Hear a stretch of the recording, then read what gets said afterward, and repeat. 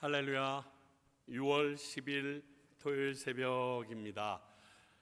오늘 우리 이 아침에는 찬송가 28장 복의 근원 강림하사 찬송가 28장 우리 함께 주님 앞에 올려드리며 나아가도록 하겠습니다. 복의 근원 강림하사 찬송하게 하소서. 한량 없이 자비하심 증량할 길 없도다. 천사들의 찬송가를 내게 가르치소서. 구속하신 그 사랑을 항상 찬송합니다.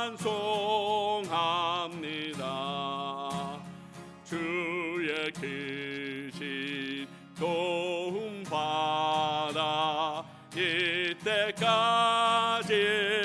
왔으니 이와 같이 전국에도 이르기를 바라네. 하나님의 품을 떠나 죄에 빠진 우리를 예수 구원하시려고 보혈을 흘려주셨네. 주의 귀한 은혜 받고 일생 빚진 자 되네. 주의 은혜 사슬 되사 나를 주께 매소서. 우리 마음은 연약하여 범죄하기 쉬우니 하나님이 받으시고 천국인을 치소서. 그렇습니다. 복의 근원이 되시는 주님을 오늘 저희들이 뵙길 원합니다. 그리고 당신을 통하여서 우리에게 주어지는 그 크신 복, 진리의 복이 임하기를 원합니다.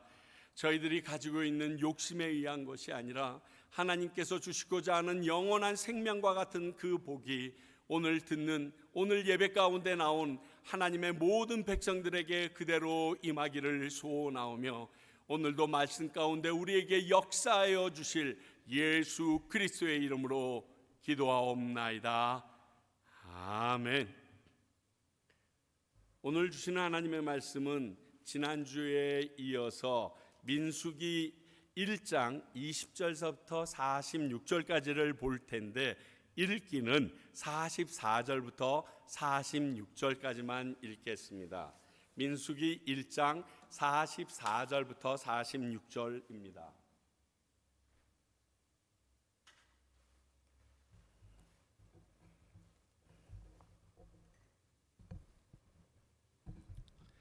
다 찾으신 줄 알고 44절서부터 46절까지의 말씀 읽도록 하겠습니다. 짧으니까 오늘은 제가 읽도록 하겠습니다. 민수기 1장 44절입니다. 이 계수함을 받은 자는 모세와 아론과 각기 이스라엘 조상의 가문을 대표한 12지휘관이 계수하였더라. 이같이 이스라엘 자손이 그 조상의 가문을 따라 20세 이상 싸움에 나아갈 만한 이스라엘 자손이 다 계수되었으니 계수된 자의 총계는 60만 3,550명이었더라. 아멘.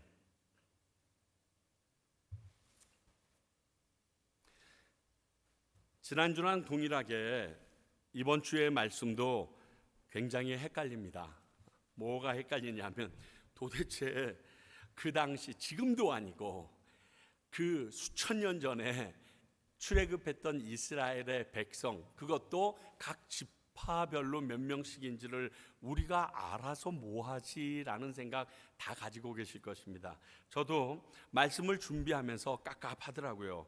아니 도대체 이 말씀을 주신 이유가 분명히 있을 터인데 그 하나님의 음성을 찾아내야 하는데 너무 좀 당황스러운 부분이 없지 않아 있었습니다. 그런데 우리 하나님은 신실하십니다.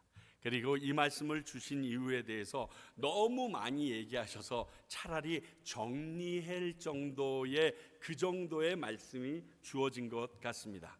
자, 먼저 우리 한번 20절서부터 전체의 내용을 살펴보게 되면 장자 루벤 지파서부터 쭉 나와서 납달리 지파까지 모든 계수된 그 숫자들이 적혀 있는 것을 봅니다. 그리고 마지막에 제가 읽은 것처럼 60만 3천여 명이 된다라고 결론 짓고 있습니다.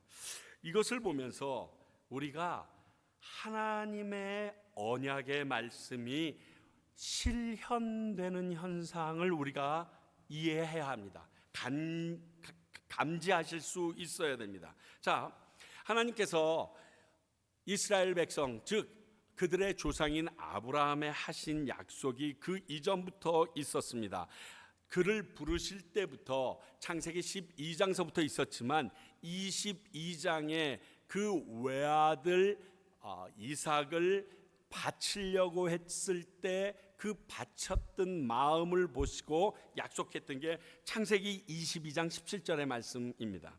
내가 네게, 즉 아브라함 그 족속들에게 큰 복을 주고 내 씨가 크게 번성하여 하늘의 별과 같고 바닷가의 모래와 같게 하리니 내 씨가 그 대적의 성문을 차지하리라. 근데 아브라함에게 이 당시에는 하나밖에 없는 외아들 이삭밖에 없었고 그것도 바치라고 얘기하셨고 거기다가 이스라엘 백성들이 가뭄을 통하여서 애굽으로 넘어갔을 때의 숫자가 72명이라고 했습니다. 72명이 애굽 땅에 갔을 땐 아마 그들의 존재감도 없었을 것입니다. 그리고 하나의 가족에 불과해서 치부했을 거예요. 근데 이들은 지금 여자와 아이들, 노인들을 제외해서 군대에 나갈 수 있는 남자 성인 20세 이상 사람만 계수했는데 그 숫자가 60만 3,550명입니다. 이런 숫자에 어마어마한 큰 민족이 되었습니다.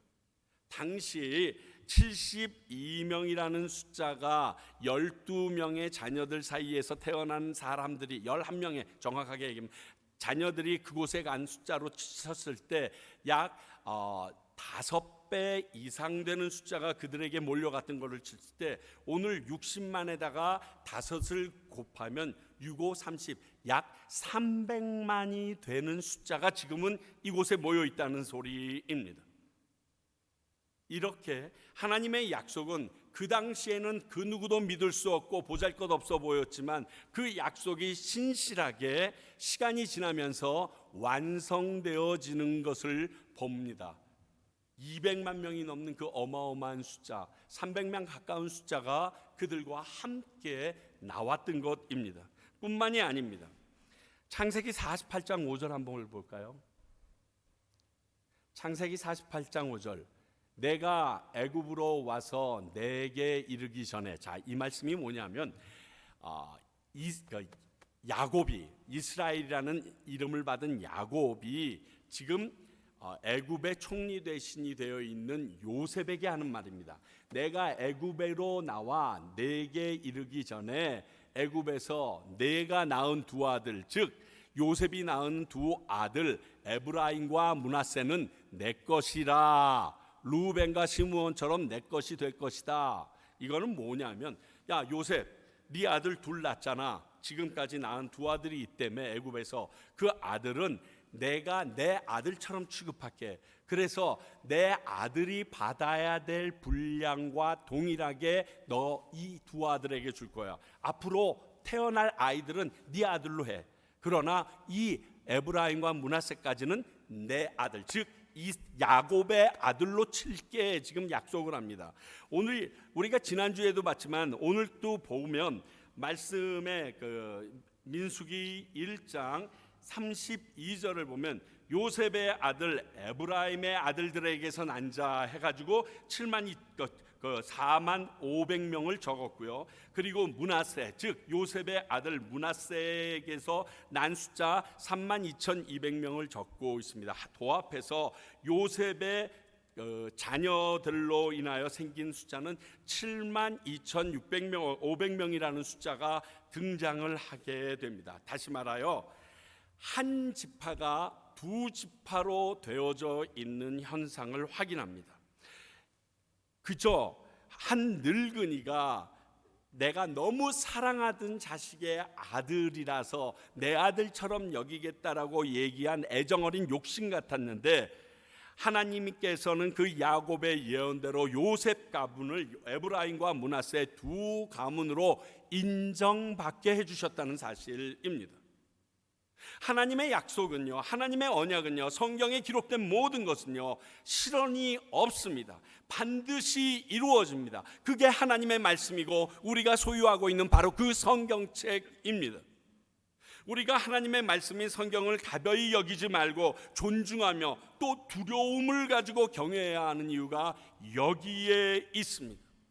그 말씀을 우리가 읽으면서 지금 나의 상황과 아니면 그 말씀이 지금 도저히 이루어질 것 같지 않아서 이해도 되어지지 않고 믿을 수도 없을 수 있겠지만, 하나님은 하나님의 방법으로 하나님의 시간에 그것을 우리를 통하여 완성시켜 주시는 분이라는 사실을 우리가 알아야 합니다. 생각해 보세요. 지금 이 나이 먹은 야곱이라는 사람이 내가 가장 사랑하는 그 라헬로부터 얻었던 요셉에게 그저 중얼중얼거리고 정신이 오락가락 죽기 전에 했던 얘기로 기억했는데, 그게 아니라 하나님께서는 그 말씀을 그대로 이스라엘의 한 지파로 따로 둘로 나누어서 세워주셨다는 사실입니다. 하나님의 말씀은 시건함이 없습니다. 그러므로 우리가 성경에 대해서 정말 존중해야 되고, 성경의 그 약속으로 이루어진다 했던 것을 아멘으로 받았을 때는 그것이 이루어질 것이라는 기대감과 동시에 그것이 나에게 화를 가져올 수 있음에 부담감을 가지고 두려워하는 마음이 있어야 하는 것입니다. 하나님의 말씀은 반드시 언약은 실현됩니다. 또 하나 이와 더불어 생각해 볼 게 있는데, 하나님의 복은요 약속, 즉 언약에 따라서 우리에게 따라오고 있다는 사실을 아셔야 됩니다. 하나님께서는 우리의 정성을 보시기도 합니다.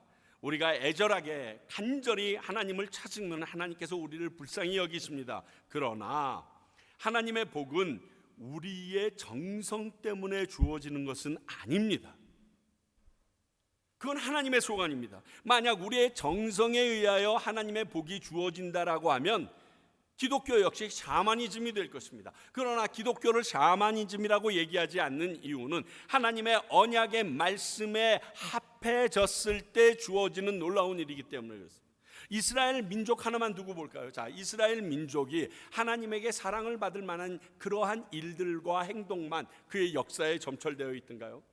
자, 우리 다윗이라는 사람이요 하나님이 박수칠 일만 계속했던가요? 아닙니다.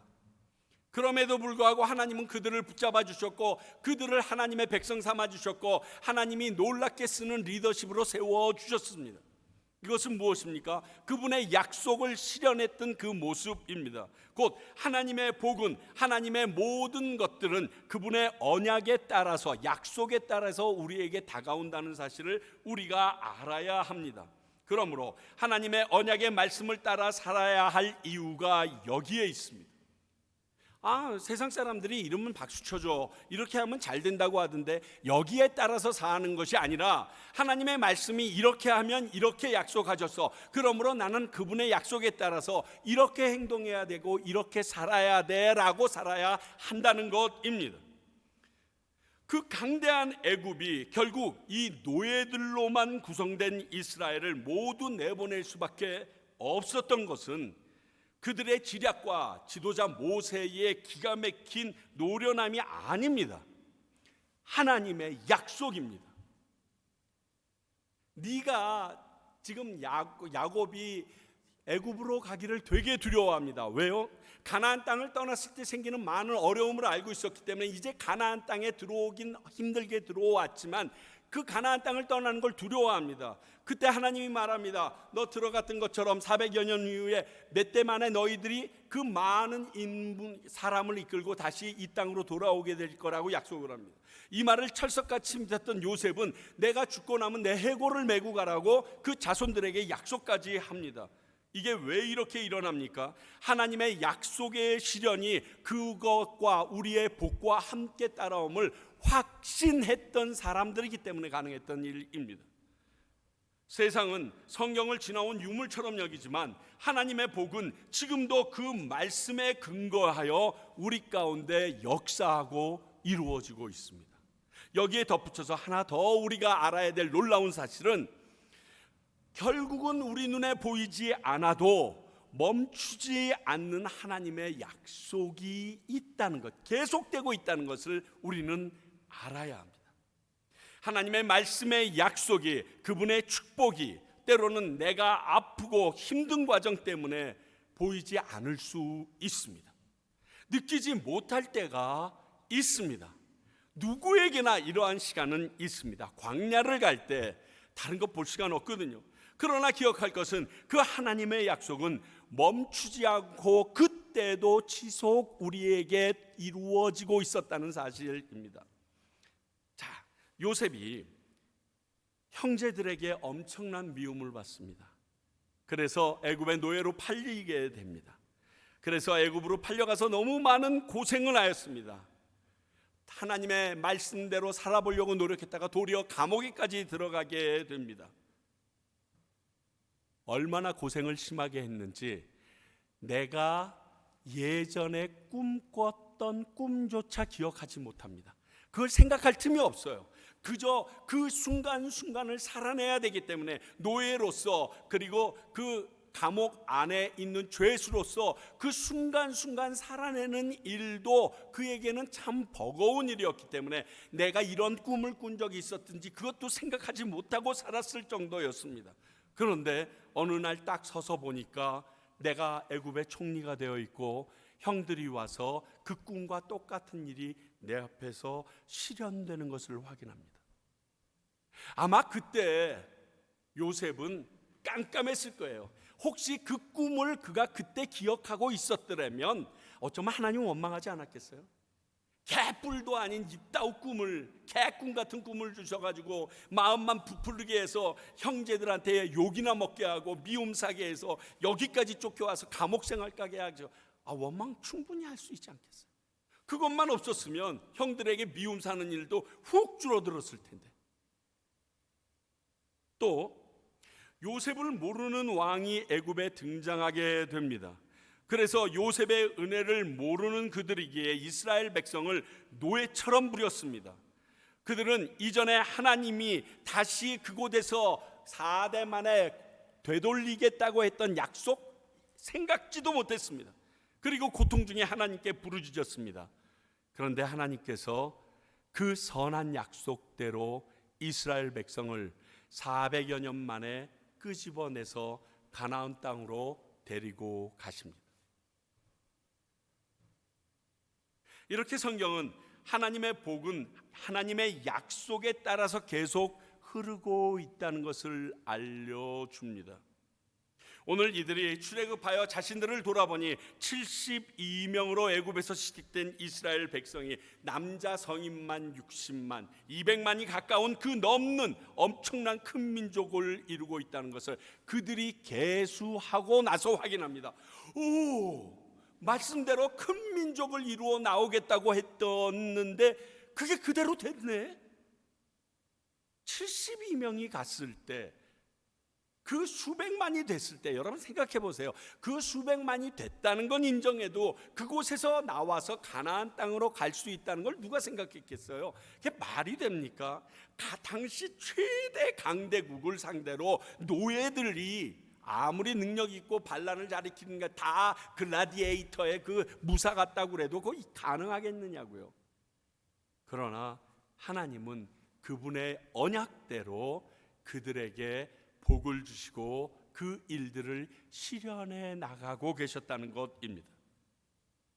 우리는 지금 전혀 우리와 사는 이 상황과 상관없어 보이는 오늘 본문을 통해서 그 하나님이 어떤 분이신 줄 아셔야 합니다. 그 하나님의 말씀이 얼마나 신실하고 진리 그 자체임을 깨달으셔야 합니다.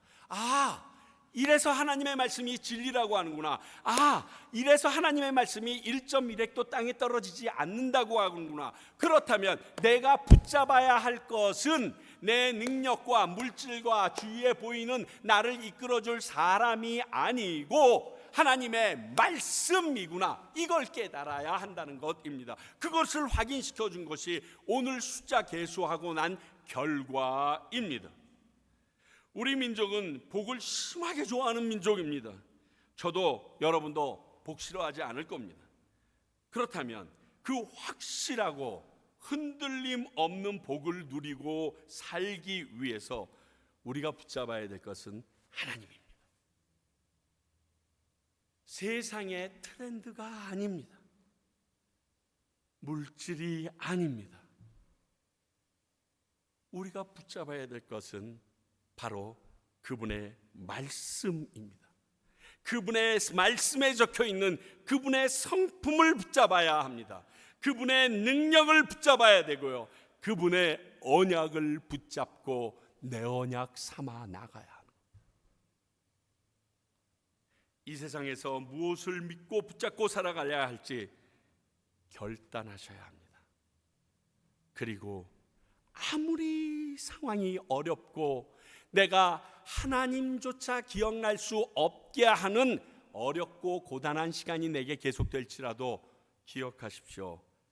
하나님만은 기억하고 계셔야 됩니다. 그분의 말씀만은 기억하고 계셔야 합니다. 그러면 그분이 책임져 주실 것이고 나를 향한 그분의 언약은 복으로 다가오게 될 것입니다. 그 하나님을 신뢰하시기 바랍니다. 기도하겠습니다. 하나님, 정말 세상을 사는 게 힘들고 어렵습니다. 마음은 찢어질 듯 힘들고, 그리고 과연 하나님께서 살아계셔서 내 옆에 계시는가 물음표가 찍힐 때가 참 많습니다. 그러나 오늘 말씀을 통하여 다시금 마음을 다잡길 원합니다. 주님, 당신의 말씀을 붙잡겠사오니 당신의 그 말씀의 언약에 따라 당신께서 우리에게 주시기로 했던 그 놀라운 일들을 저희들이 목도하게 하시고 다시 그 자리에 이르러 하나님을 높여드리며 찬양하며 과연 하나님이셨다라고, 그리고 당신의 말씀을 내 무엇보다도 소중히 여기는 주의 백성들 되게 하여 주시옵소서. 어려움을 깨닫고 나서 느끼는 게 아니라 그 깨닫기 전에 진리의 말씀을 통하여 알게 되는 축복이 먼저 우리에게 임하게 하여 주시옵소서.